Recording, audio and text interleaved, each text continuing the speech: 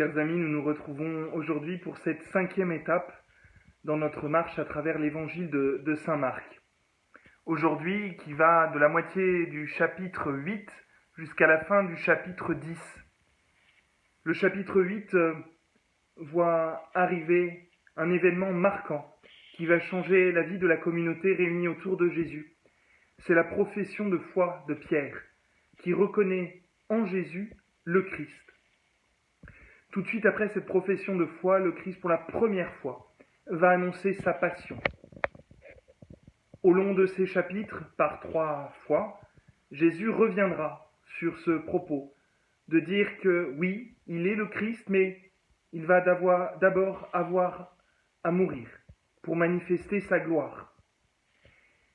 Au long de ces chapitres, Jésus poursuit son ministère. Jésus est l'objet de contradictions. Jésus discute avec celles et ceux qui viennent vers lui. Jésus opère des guérisons. Mais vous noterez que dans ces guérisons, dans ces discours, le Christ vient purifier le regard de ses disciples, le regard de toutes celles et de ceux qui le suivent.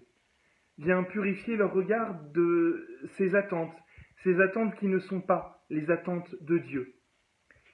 Et puis, il y a 2 guérisons étonnantes. Il y a d'abord cette guérison de ce jeune homme qui est possédé par un esprit sourd et muet. Le Christ vient rendre à ce jeune homme la parole et l'ouïe. Et puis, continuant sa route, continuant ses rencontres, continuant les débats, le Seigneur découvre finalement, et ce sera la péricope que vous aurez à étudier en groupe cette semaine, ce sera l'occasion pour le Christ de découvrir que ses disciples n'ont pas encore bien compris.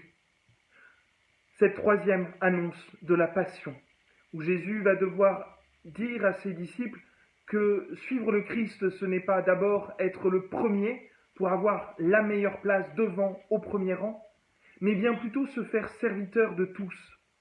Déjà, dans ces discours, est annoncé ce que l'on lit dans Saint Jean au moment de la scène du lavement des pieds. Le passage que nous lisons se termine par la guérison de l'aveugle de Jéricho.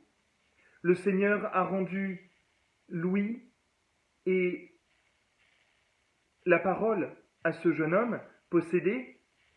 Maintenant, il va rendre la vue à cet aveugle de Jéricho.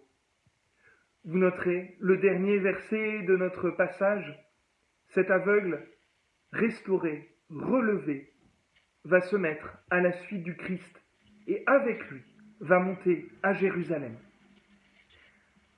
Alors bien chers amis, que cette méditation, cette semaine, sur cette 3e annonce de la Passion et sur le discours de Jésus juste après à ses disciples, soit pour vous l'occasion de découvrir, de redécouvrir ce à quoi le Christ nous appelle. Je vous inviterai à faire mémoire aussi du chemin parcouru, puisque à la fin de ce chapitre, Jésus va entamer sa montée à Jérusalem, cette montée sans retour, la fin de son ministère et sa victoire glorieuse sur la croix.